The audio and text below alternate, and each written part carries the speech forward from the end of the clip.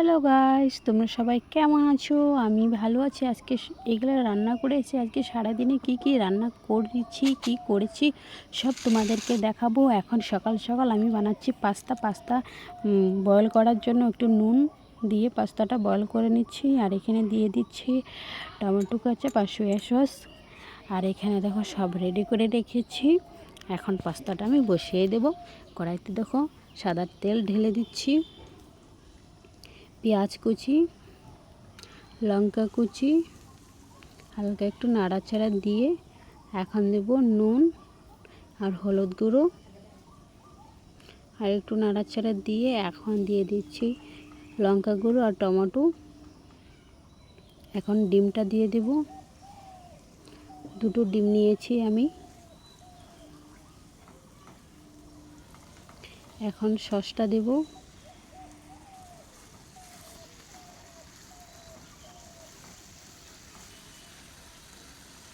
এখন পাস্তাটা ঢেলে দিচ্ছি।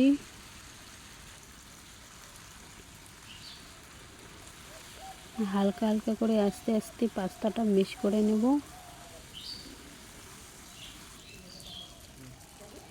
এখন আমি পাস্তার মশলা দেব।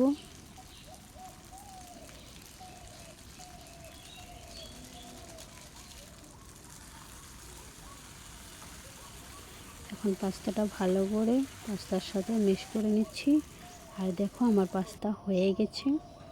পাস্তার একটা প্লেট সাজিয়েছি, দেখছো দেখতে কত ভালো হয়েছে। উপর দিয়ে একটু টমেটো কুচি, পেঁয়াজ কুচি আর কাঁচা লঙ্কা কুচি দিয়েছি। আর এখন আমি সবার জন্য বাটিতে প্লেটে বেড়ে নিয়েছি। এখন আমরা সবাই খাবো। সাথে আছে লাল চা। চাটা একটু ঠান্ডা হয়ে গেছে, আর একটু গরম করে পরে খাবো। আর এখন দুপুরের টাইমে আমি খাবো আম, মানে আমগুলো পাকা আমি, কিন্তু একটু শক্ত শক্ত, তার জন্য এরকম করে কেটে একটু নুন দিয়ে পরে আমরা খাবো। আজকে সারাদিনে মানে কি রান্না করেছি, কি খেয়েছি সবই করব।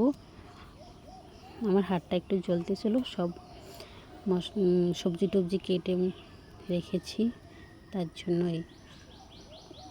আরও অনেক কিছু রেডি করেছি, মশলা লঙ্কা ধরেছিলাম, একটু হাতটা জ্বলতেছিল, হাতটা একটু কেটে গিয়েছিলো, তো তার জন্যই। দেখো সব রেডি করে রেখেছি, মানে এক এক করে সব রান্না করব আর তোমাদেরকেও দেখাবো।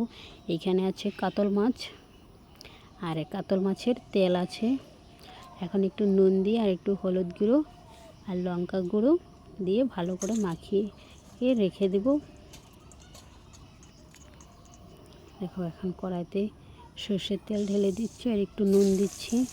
নুন দিলে বলে মাছটা লেগে যায় না, তার জন্য। এখন মাছগুলো দিয়ে এখন ভালো করে আস্তে আস্তে করে উল্টে পাল্টে ভেজে নেব।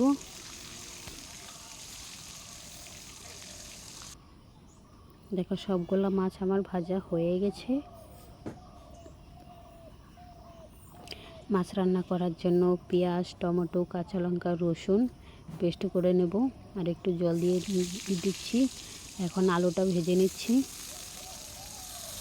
আলু ভাজার জন্য একটু দেব নুন আর একটু হলুদ গুঁড়ো।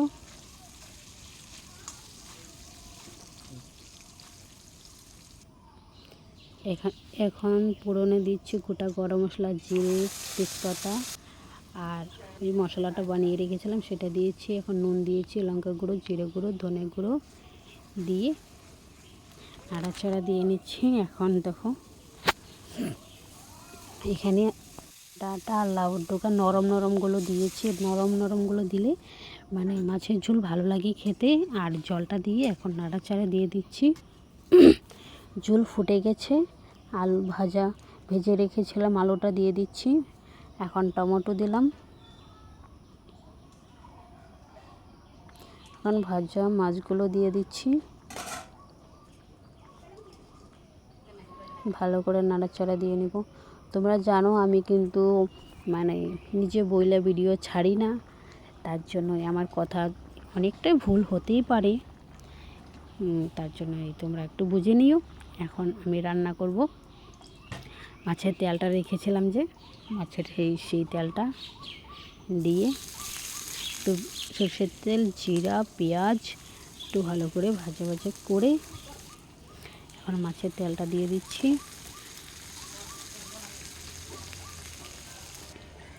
এখন আলু দিচ্ছি, একটু বেগুন ছোটো ছোটো করে কেটেছি, একটু নুন, হলুদ গুঁড়ো, লঙ্কা গুঁড়ো, একটু জিরে গুঁড়ো দিয়েছি।